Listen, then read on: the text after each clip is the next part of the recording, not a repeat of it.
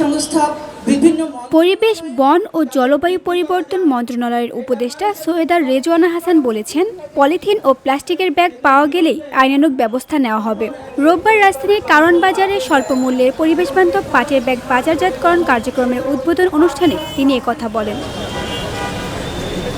রেজওয়ানা হাসান বলেন, দেশ পরিবর্তন করতে হলে প্রথমে মানুষের মনোভাব বদলাতে হবে। আমরা সব ধরনের প্লাস্টিক নয়, একবার ব্যবহারযোগ্য প্লাস্টিক বিশেষ করে পলিথিন শপিং ব্যাগ বন্ধ করতে চাই। 2002 সালে বাংলাদেশ প্রথম দেশ হিসেবে পলিথিন শপিং ব্যাগ নিষিদ্ধ করেছিল, অথচ 2025 সালেও তা ব্যবহার হচ্ছে, যা অত্যন্ত নেতিবাচক।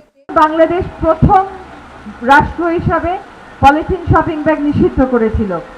2002 থেকে আজকে 2025-এ আছি। আজকে কিন্তু পলিথিন শপিং ব্যাগের বাস্তবতা নেতিবাচক দিকে আপনারা সবাই জানেন, তারপরেও কেন এটা দিবেন? আমরা কিন্তু নিয়মিত এখন থেকে বাজার পরিদর্শন করব। এইবার আর কিন্তু কোনো ছাড় নাই। এখন কারো কাছে আমরা পলিথিন পেলে সেই পলিথিন আমরা সিজ করে নিয়ে যাব, কিন্তু আজকের অঙ্গীকার হবে আর আমরা পলিথিন শপিং ব্যাগ ব্যবহার করব না। আমরা নিরাপদ, আমাদের দেশের অর্থনীতির জন্য ভালো সেরকম পাটের ব্যাগ ব্যবহার করব। তিনি আরও বলেন, এখন থেকে নিয়মিত বাজার পরিদর্শন করা হবে, কোনো ছাড় দেওয়া হবে না। পলিথিন ও প্লাস্টিকের ব্যাগ পাওয়া গেলে কঠোর ব্যবস্থা নেওয়া হবে।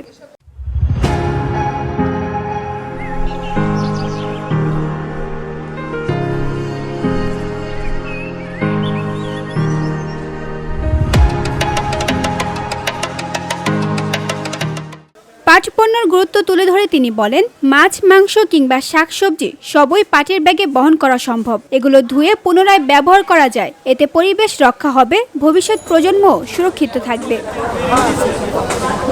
VOD Bangla news desk.